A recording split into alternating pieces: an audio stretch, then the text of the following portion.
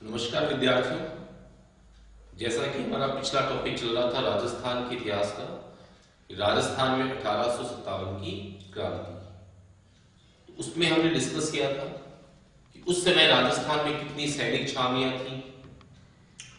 इसके अलावा राजस्थान में विद्रोह का प्रारंभ कहां से हुआ, नसीराबाद से। इसके अलावा हमने पढ़ा था भरतपुर का विद्रोह और नीमच का विद्रोह। उसी टॉपिक को मैं आगे कंटिन्यू कर रहा हूं। आज हम जो डिस्कस करने जा रहे हैं वो है एरिनपुरा का विद्रोह, जो एरिनपुरा है छावनी। तो आज का हमारा टॉपिक है एरिनपुरा का विद्रोह। इसमें देखिए, तो ये मैंने आपको विगत कक्षा में बताया था कि क्रांति के समय राजस्थान में एजीजी, ये थे जॉर्ज पैट्रिक लॉरेंस। ये राजस्थान में एजीजी के पद पर थे। तो इन्होंने संदेश भिजवाया जोधपुर के शासक तख्त सिंह को, और तख्त सिंह को संदेश भिजवाकर जो माउंट आबू कार्यालय था, क्योंकि इनकी गनियों की राजधानी क्या थी, माउंट आबू, एजीजी की।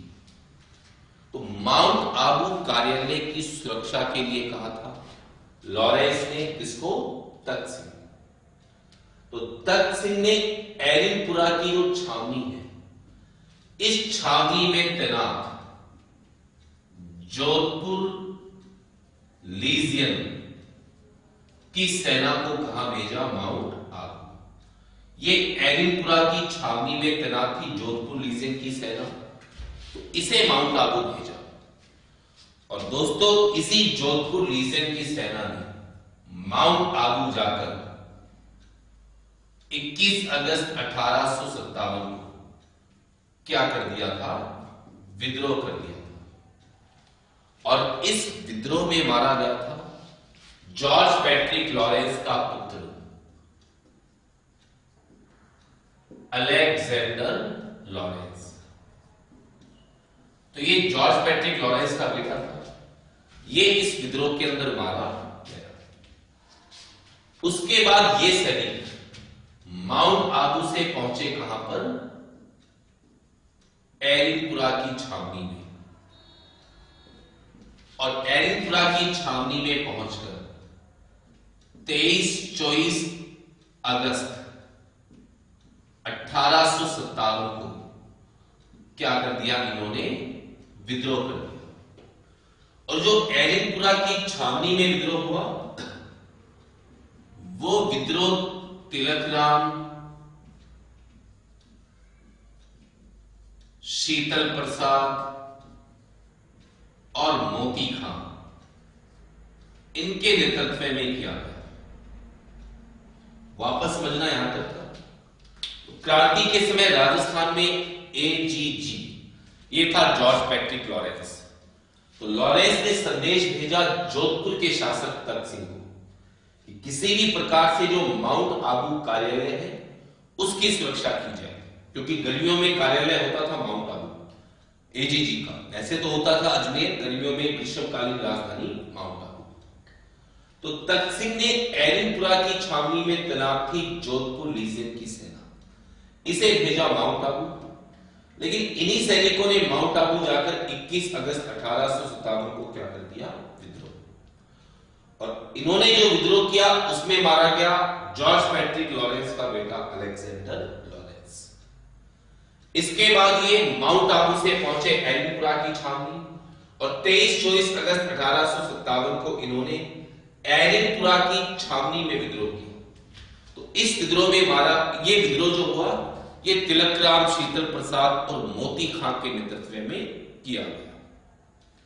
तो एरिनपुरा की छावनी में जब विद्रोह हो गया, तो उस समय तख्त सिंह जो थे, जोधपुर के शासक तख्त सिंह थे, तो इन्होंने इन विद्रोही सैनिकों के खिलाफ भेजा मेहरानगढ़, जो जोधपुर का दुर्ग है, मेहरानगढ़ के किलेदार थे उनारसी।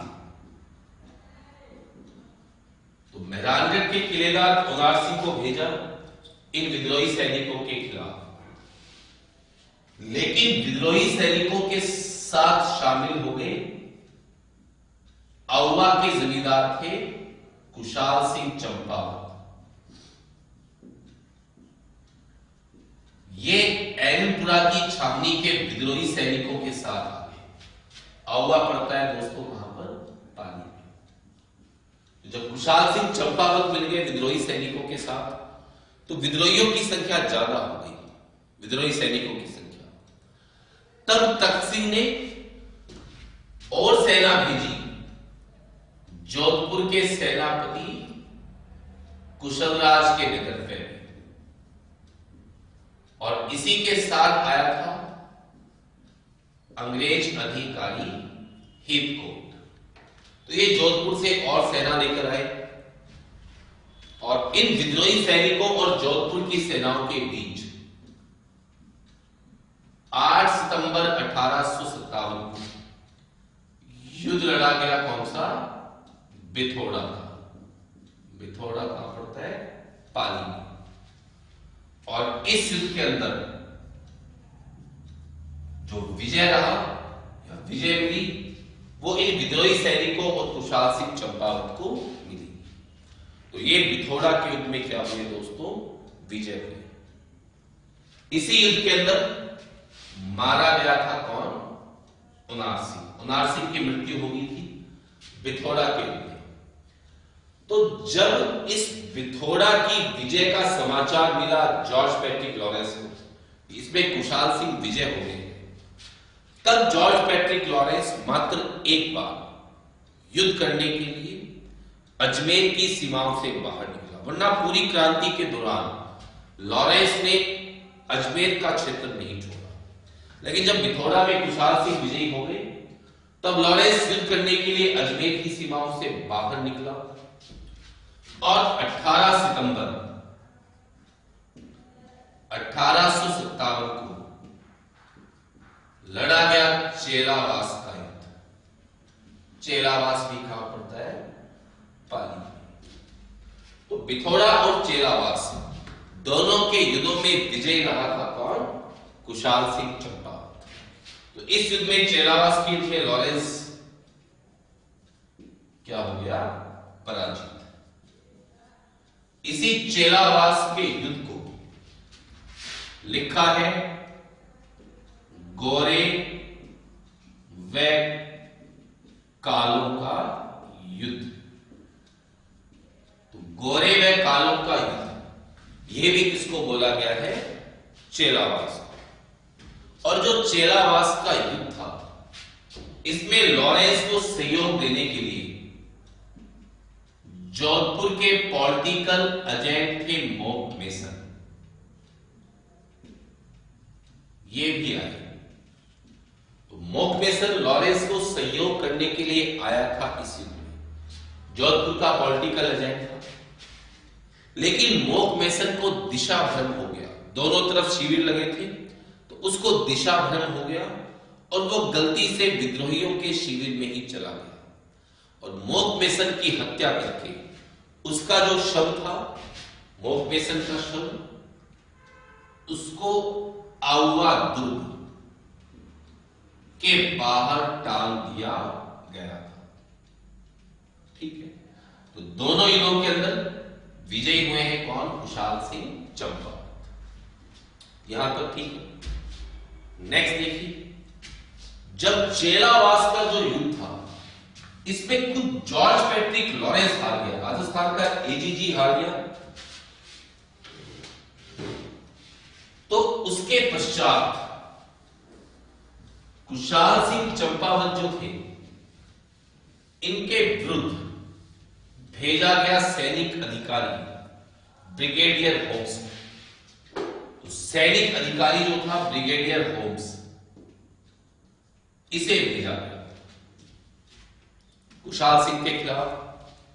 और होम्स जो था, उसने 20 जनवरी 1858 को घेरा डाल दिया किस दुर्ग के बाहर? आउवा के दुर्ग के बाहर।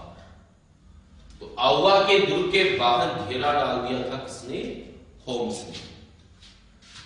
कोई रास्ता नहीं बचा, तो 23 जनवरी 1858 को कुशाल सिंह जो थे, आउवा का जो दुर्ग था वो अपने भाई प्रताप सिंह को सौंपकर आउवा से चले गए और 23 जनवरी 1858 को होम्स ने आउवा दुर्ग पर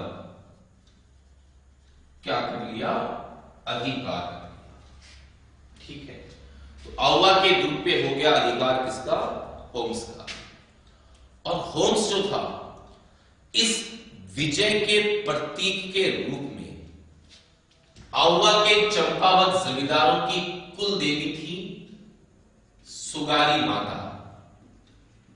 तो सुगारी माता की मूर्ति अपने साथ ले गए थे अजमेर, और वर्तमान में यह रखी हुई है पाली के बांगड़ संग्रहालय में। तो विजय के प्रतीक के रूप में अपने साथ अजमेर ले गया था सुगाली माता की मूर्ति। वर्तमान में ये पाली के बांगड़ संग्रहालय में है। और राजस्थान में 1857 की क्रांति की देवी, ये इसको कहा जाता है सुगाली माता।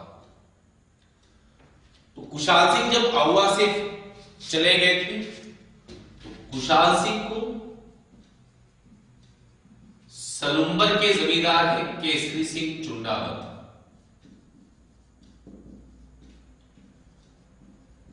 इन्होंने अपने पास में शरण प्रदान की। उदयपुर में है सलुंबर, तो सलुंबर के जमींदार केसरी सिंह चुंडावत ने और कुठारिया के जमींदार जो थे राव जोधा सिंह, इन्होंने शरण प्रदान की। तो इन दोनों जमींदारों के द्वारा कुशाल सिंह को शरण प्रदान की गई। और जोधा सिंह जो थे, इन्होंने कुशाल सिंह को ऐसा बताते हैं कि तात्या टोपे से भी मिलाने का प्रयास किया था। जो जोधा सिंह थे, इन्होंने कुशाल सिंह को तात्या टोपे से मिलाने का भी प्रयास किया था। नेक्स्ट देखिए, 8 अगस्त 1860 को कुशाल सिंह ने सरेंडर किया था नीमच में। 8 अगस्त 1860 को नीमच में आत्मसमर्पण किया था किसने? कुशाल सिंह। हालांकि इससे पहले ही भारत से ईस्ट इंडिया कंपनी का शासन समाप्त भी हो चुका था। और कंपनी का जब शासन समाप्त हुआ तो इंग्लैंड की महारानी जो थी विक्टोरिया, उनका पत्र पढ़ा था केनिंग ने इलाहाबाद दरबार में 1 नवंबर 1858 को। तो उस पत्र में लिखा गया था कि अगर कोई भारतीय किसी अंग्रेज की हत्या में प्रत्यक्ष रूप से जिम्मेदार नहीं है तो उस पर कोई कार्यवाही नहीं की जाएगी। यह लिखा हुआ था उस पत्र में। और ऐसे क्रांतिकारी जो आत्मसमर्पण कर रहे थे, ठीक है, नीमच में इन्होंने भी आत्मसमर्पण किया, तो ऐसे क्रांतिकारी जो आत्मसमर्पण कर रहे थे, उनके लिए एक आयोग बनाया गया था, टेलर आयोग। वो जांच कर रहा था कि क्या वास्तव में सही कह रहे हैं अथवा नहीं। तो टेलर आयोग जो था, इसी में कुशाल सिंह की भूमिका की जांच हुई और इन्होंने कुशाल सिंह को क्या करार दिया? निर्दोष करार दिया। तो कुशाल सिंह को निर्दोष करार दिया था टेलर आयोग ने। एक अंग्रेज लेखक हुए इस क्रांति को लिखने वाले, मेलेसन। अब मेलेसन ने कुशाल सिंह को लेकर एक कथन दिया, स्टेटमेंट, कि कुशाल सिंह का जो विद्रोह था वो अपनी जागीर पाने के लिए तख्त सिंह के विरुद्ध किया गया विद्रोह था, न कि अंग्रेजों के विरुद्ध।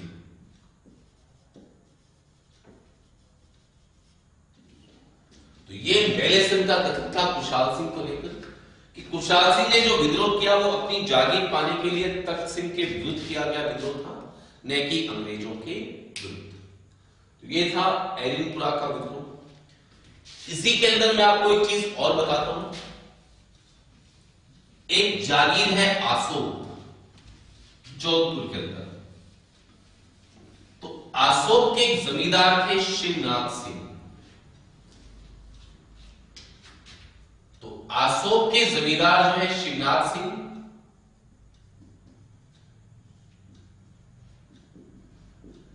इनके नेतृत्व में एरिनपुरा के कुछ सैनिक थे। इन्होंने नारा दिया था, चलो दिल्ली मारो फिरंगी। ये नारा दिया इन्होंने और ये लोग एरिनपुरा की ओर रवाना, दिल्ली की ओर रवाना हुए। लेकिन इन सैनिकों को 16 नवंबर 1857 को ही एक अंग्रेज अधिकारी था गर्राट, इसने नारनौल में ही पराजित कर दिया था। हालांकि गर्राट खुद मारा गया था इसमें, लेकिन इन सैनिकों को दिल्ली नहीं पहुंचने दिया, रास्ते में नारनौल में ही पराजित कर दिया था। तो ये था एरिनपुरा का विद्रोह। नेक्स्ट देखिए, एरिनपुरा के जो सैनिक हैं, इन सैनिकों को कहा जाता है पूर्विया सैनिक। यूपी नेपाल बॉर्डर है, वहां के सैनिक थे, इन्हें पूर्विया सैनिक कहा जाता है। दूसरी चीज, आहुआ में एक मंदिर था कामेश्वर महादेव मंदिर। तो ये इनकी सैनिक गतिविधियों का एक प्रमुख क्या था। कभी भी क्वेश्चन आए कि कामेश्वर महादेव मंदिर प्रसिद्ध है, तो उसका कारण आता है 1857 की क्रांति के लिए, क्योंकि 1857 की क्रांति के समय ये क्रांतिकारियों का आहुआ में सबसे प्रमुख क्या था, केंद्र था। तो दोस्तों, आज हमने जो अभी डिस्कस किया ये था एरिनपुरा का विद्रोह। नेक्स्ट हम डिस्कस करने जा रहे हैं कोटा का विद्रोह।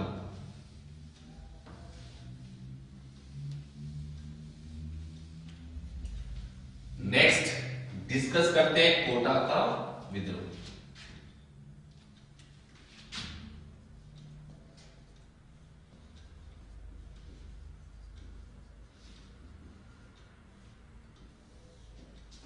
इसमें देखिए, क्रांति के समय कोटा में पॉलिटिकल एजेंट थे major Burton. Major Burton political agent थे कोटा के।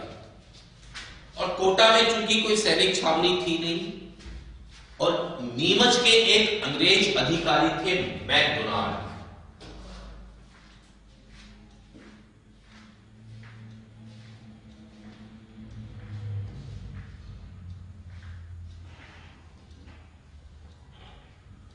मैकडोनाल्ड जो है, इसके बुलावे पर बर्टन चले गए थे कहां, नीमच। तो बर्टन कोटा छोड़ के नीमच चला गया था। तो बर्टन की अनुपस्थिति में कोटा में सरकारी वकील के पद पर थे जयदयाल भटनागर। ये सरकारी वकील के पद पर थे। और रिसालदार थे मेहराब खान। ये रिसालदार थे। रिसालदार होता क्या है? रिसालदार होता है जिसके अधीन कुछ 5 से 10 घुड़सवार सैनिक हो, उनके मुखिया को बोलते हैं रिसालदार। तो रिसालदार था मेहराब खान, सरकारी वकील था जयदयाल भटनागर। तो इन दोनों ने विद्रोह की योजना बनाई। विद्रोह किया नहीं, केवल इस विद्रोह की क्या बनाई थी, योजना बनाई।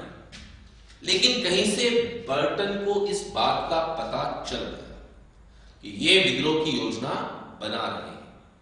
तो बर्टन ने कोटा आने से क्या कर दिया, मना कर दिया। जबकि इस समय कोटा में शासक था सिंह द्वितीय, ये कोटा का शासक था। ये चाहता था कि बर्टन जल्दी से जल्दी कोटा आ जाए।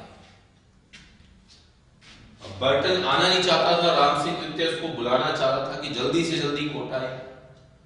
तो राम सिंह द्वितीय ने बर्टन की सुरक्षा के लिए कोटा के मुसलमान सैनिकों को शपथ दिलाई, किसकी?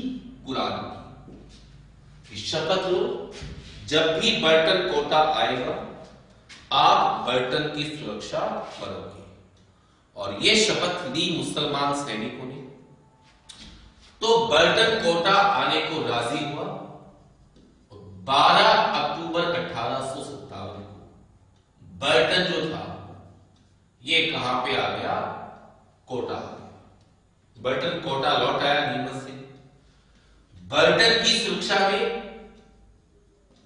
नागा सैनिक जो होते हैं दादू पंथ के, इनको भी नियुक्त किया गया। 14 अक्टूबर 1857 को बर्टन ने मुलाकात की राम सिंह द्वितीय।